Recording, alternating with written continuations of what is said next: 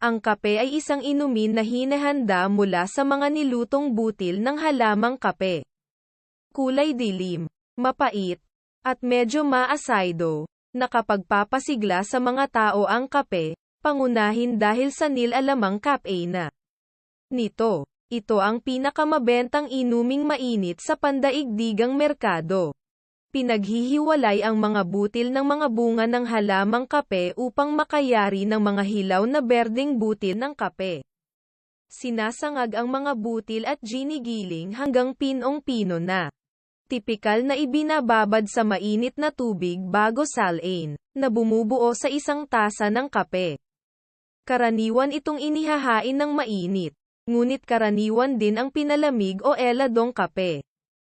Like and share the reels.